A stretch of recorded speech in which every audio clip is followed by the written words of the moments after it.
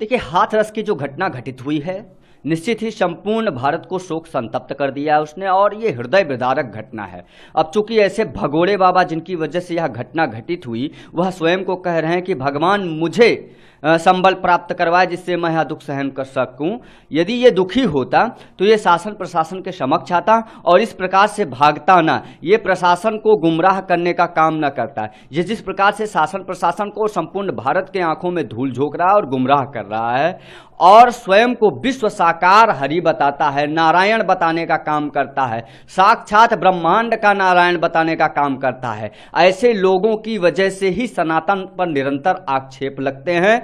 और मैं प्रशासन से, उत्तर प्रदेश सरकार के प्रशासन से, उत्तर प्रदेश के माननीय मुख्यमंत्री श्री आदित्यनाथ योगी जी महाराज जी से निवेदन करता हूं कि ऐसे बाबा जिनका नाम सूरजपाल जाटव होता है और जो पैंट शर्ट पहनते हैं, सूट बूट जूता पहनते हैं और जूता पहनकर समाज में अपने आप को बाबा प्रस्तुत कराते हैं, ऐसे जितने भी बाबा हैं उनको चिन्हित करके गिरफ्तार किया जाए और सूरजपाल जाटव के साथ सख्त से सख्त कानूनी कार्यवाही की जानी चाहिए, क्योंकि लगभग 200 लोगों का ये निर्ममता पूर्वक हत्यारा है। इसके ऊपर 302 के तहत मुकदमे पंजीकृत किए जाने चाहिए।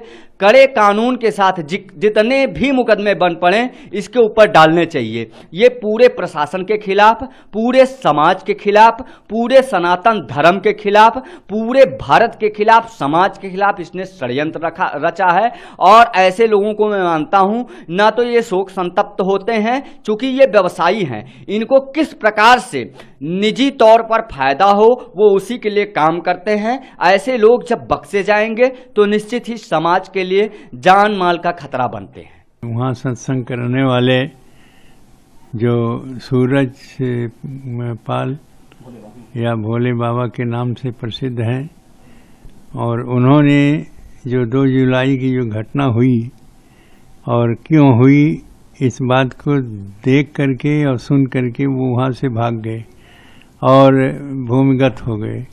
अब इसके बाद इतने दिनों के बाद ये कह रहे हैं कि उस घटना से हम दुखी हैं अपने वकील के माध्यम से, और ये सारी व्यवस्थाएं बता रहे हैं। यह बिल्कुल गलत है। सारी जिम्मेदारी जो भी कथा कहते हैं और जो उसमें घटना होती है वो उन्हीं की जिम्मेदारी है। उनको स्पष्ट रूप से जाकर के और सरकार के सामने इस बात को कहना चाहिए और जो अपना अपराध है उस अपराध को स्वीकार करें। और ये निश्चित है जांच हुई है, जांच में अपराधी माने गए हैं, इसलिए उनको जेल होना चाहिए, वो बंद होंगे।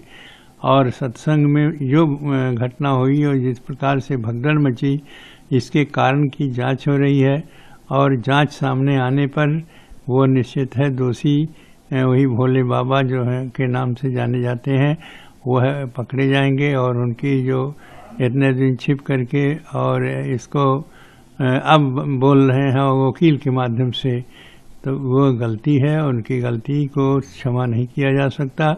इतनी लोगों की जान गई है, इतने लोगों को जो परेशानियां हुई हैं और बहुत से ऐसे लोग हैं जो घायल होकर के अभी पड़े हैं, उनसे पूछताछ हो रही कि आखिर ये घटना क्यों हुई, ऐसा कारण क्या था। ये सारी बातों को जानकारी हो गई है। अब वो भाग करके और छिप करके नहीं जा सकते, और जो छिप करके बैठे हैं उनको सामने आए और सामने आने के बाद अपनी जो उनकी अपराध है, जो गलतियां हैं उसे स्वीकार करें और जिसके आधार पर कार्यवाही उस पर सरकार करे। ये जो हुई है बहुत दर्दनाक, बहुत दुखी है। बहुत तमाम हमारे देशवासी इस घटना से कितने कष्ट में है, कितने दुख में है।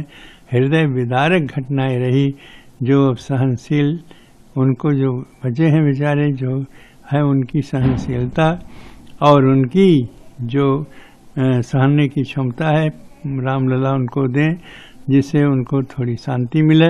और यह घटना ही है बहुत ही दुखद है। संस्कृति लाइव, आपकी आवाज़।